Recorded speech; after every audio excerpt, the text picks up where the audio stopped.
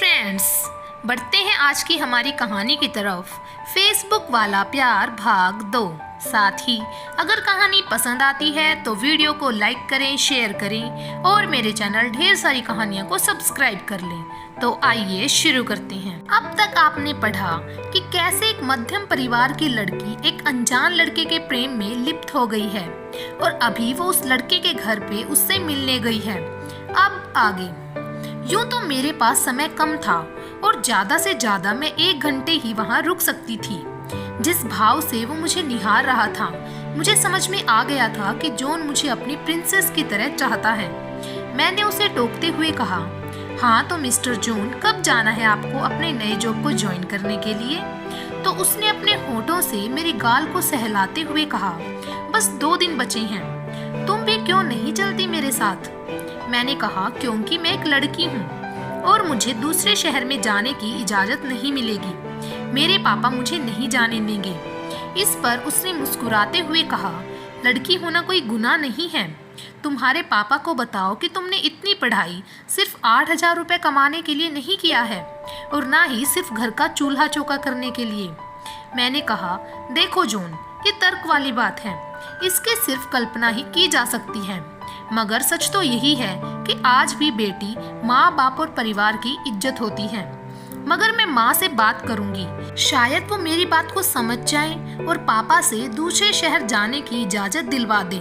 John ने बस किया और धीरे से मेरे सूट के पीछे लगी चेन को खोल दिया। मैं सकपका गई। मैं जल्दी से अपने दोनों हाथ से चेन बंद करने की कोशिश करने लगी, लेकिन जॉन की शरारत बढ़ती जा रही थी। उसने मेरे कंधे से कपड़ा हटा दिया और मेरे गले को चूमने लगा। मुझे हंसी आ गई। उसने मुझे पलंग में लेटा दिया और मेरे दोनों हाथों को अपने दोनों हाथों से दबा दिया। वो मुझे बेइंतहा किस करने लगा। वो मेरे जज्बातों पे काबू पा चुका था। चूंकि उसने मेरे हाथों को दबा रखा था, इसीलिए मैं हिल भी नहीं पा रही थी। उसकी पकड़ बहुत मजबूत थी।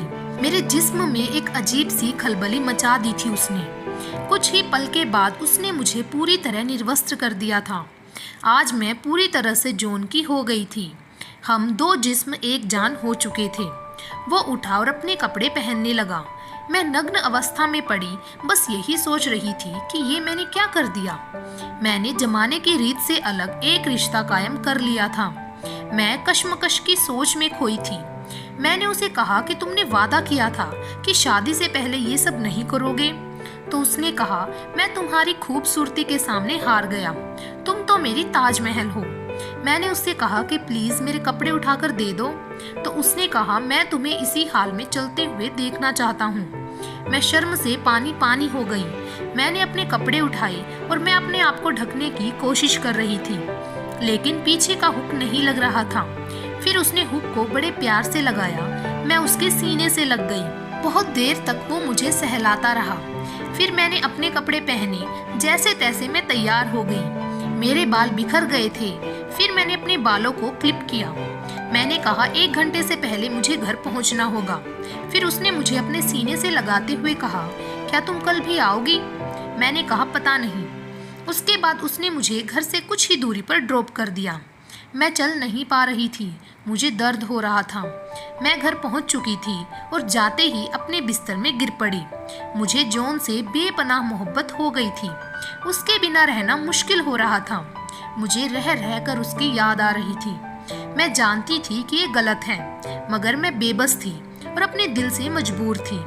मैं बार बार जॉन को कॉल करने की कोशिश कर रही थी, मगर उसका कॉल नहीं लग रहा था। मैं उस पूरे रात सो नहीं पाई और दूसरे दिन जब जॉन का फोन आया तो मैंने उसे बहुत डांटा। उसने सॉरी कहा और बताया कि वो कल जा रहा है। मुझे घुटन सी महसूस हो रही थी। मैंने तय किया कि मैं भी जॉन के साथ जाऊंगी। मुझे उसके प्यार पे पूरा भरोसा था। मैंने मम्मी से बात की कि मुझे शहर जाना है, मुझे अच्छी सैलरी मिलेगी, मगर माँ ने साफ मना कर दिया। फिर मैंने फैसला किया कि मुझे जॉन के साथ चलना चाहिए। वो मुझे बेहद प्यार करता है और मेरा ख्याल रखेगा। मैं उसके साथ बहुत सुरक्षित महसूस करती थी। उसी शाम मैं खुद से जॉन के घर पहुंच गई। वो नाश्ता कर रहा था। उसने मुझे देखा और खुशी से पागल होने की स्थिति में आ गया।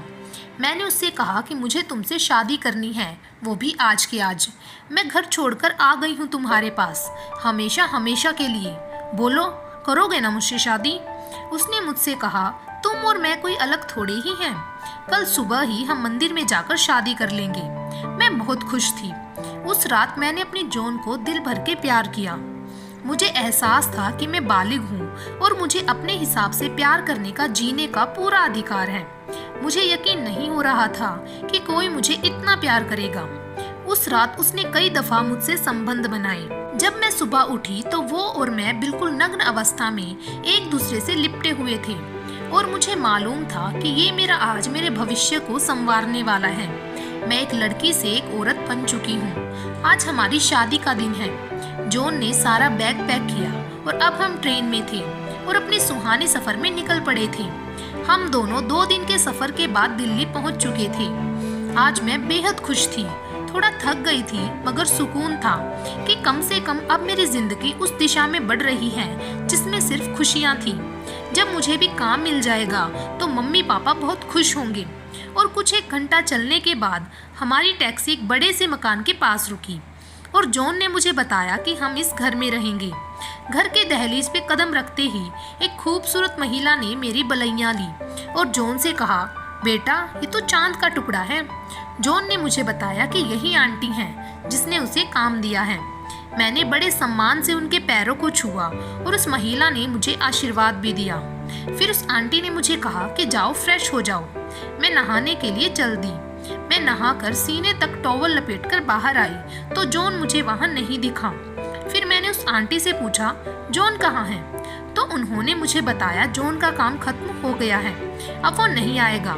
अब वो नए काम की तलाश में निकल गया है। इतना सुनने के बाद मुझे कुछ समझ ही नहीं आ रहा था कि क्या रिएक्ट करूं और क्या पूछूं। फिर उस आंटी ने ही आगे कहा, उसने तुम्हें बताया था ना कि उसे नया काम मिला है। वो नया काम तुम ही थी। उसने तुम्हें मुझे पूरे 4 लाख में बेचा है और अब तुम मेरे लिए सिर्फ एक दूध देने वाली गाय की तरह हो। लोग तुम्हें देखने आ रहे हैं, जाओ, तैयार हो जाओ। मैं गुस्से से तिलमिला उठी। मैंने उस आंटी को एक जोर का धक्का मारा और मैं वहां से भागना चाहती थी, मगर मैं खुद पे लपेटी हुई टॉवल को संभाल नहीं पा रही थी। तभी उस औरत ने किसी को आवाज दी और एक लंबे कद काठी का आदमी सामने आकर खड़ा हो गया। मैं शर्म से घबराने लगी तो उस आदमी ने कहा, जिस दुनिया में तुम आई हो वहाँ शर्म की कोई जगह नहीं है। जाओ, कपड़े बदलो, वरना मैं बदल दूंगा। मैं बुरी तरह रोने लगी, उनसे विनती करने लगी कि मुझे जॉन से एक बार मिलवा दो। वो ऐसा नहीं कर सकता, लेकिन उनमें से किसी को कोई फर्क नहीं पड़ा और आंटी जैसी उस औरत ने मुझे कहा, देखो बेटी, हम तुम्हें कोई तकलीफ नहीं देंगे, बस तुम्हें लोगों के साथ सोना है और उन्हें खुश करना है। अगर इज्जत से अपनी इज्जत का सौदा करती हो तो ठीक है, वरना ये रॉबर्ट तुमसे निपटेगा और एक वहशी है। मैंने कहा कि आंटी, आप भी तो एक महिला हैं, क्या आप एक लड़की के साथ ऐसा कर सकती हैं? तो उस औरत ने मुझे कहा, तभी तो तुम्हें बेटी कह रही हूँ। शुरू में मुझे भी ऐसा ही लगता था, मगर अब देखो मेरे पास सब कुछ है। फिर मैंने कहा, मैं इस घटिया काम को करने के लिए कभी तैयार नहीं होंगी, मैं पुलिस को बताऊंगी। फिर उस औरत ने उस लंबे चौड़े कद काठी वाले आदमी से कहा, जा, इसे अंदर ले जा और यहाँ रहने की आदी बना, इसकी शर्म वर्म सब खत्म कर दे। उस आदमी ने मुझे खींचकर एक रूम में फेंक दिया। मैं अंदर गिर गई थी। मैंने पीछे मुड़कर देखा तो वो शैतान दरवाजा बंद कर रहा था। मैंने उठकर दरवाजे की ओर भागना चाहा, मगर मेरा टॉवल खुल गया।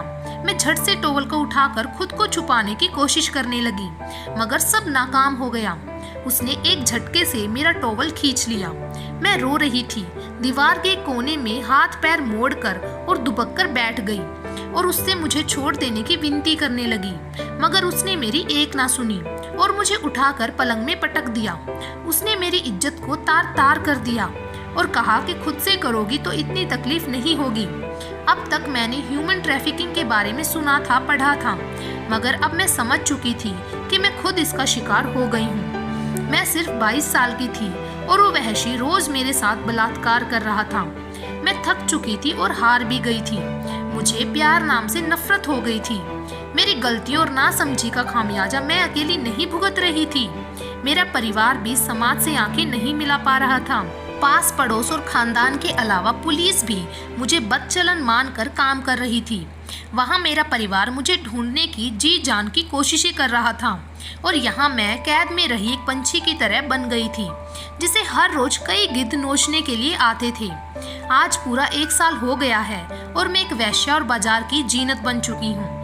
ना जाने कितने लोगों ने हर रोज मेरे जिस्म को रोंदा खुरेचा। मेरे सारे सपने मानो रेत के महल थे। शहर के लगभग सारे रसूखदार लोग मुझे हर रोज नीलामी में खरीदते और दर्द की चादर उठाकर चल देते। अब तो धीरे धीरे सबका जीवन सामान्य होने लगा था। मेरे परिवार ने मान लिया था कि अब मैं वापस नहीं आने वाली और लगभग मैंने भी मान लिया था कि यही मेरी तकदीर है। मेरे जैसी मैं अकेली नहीं थी। इस अपराध में ना जाने कितनी ही लड़कियों की जिंदगी बर्बाद कर दी थी। जिस्म के इस गंदे धंधे में प्यार के अलावा सब कुछ था।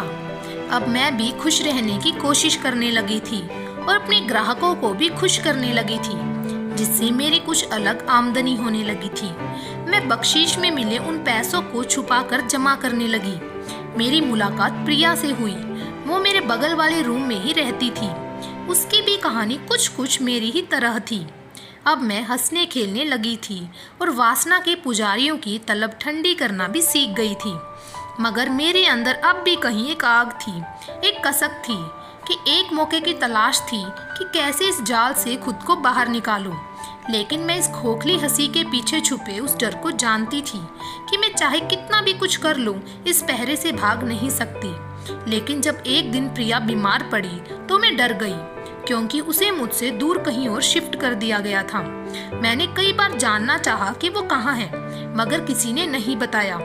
फिर आज की कहानी यहीं पर समाप्त करते हैं। बाकी की कहानी आपको मिलेगी भाग नंबर 3 में। तब तक के लिए हमसे जुड़े रहें और ऐसे ही प्यार बनाए रखें। Thank you.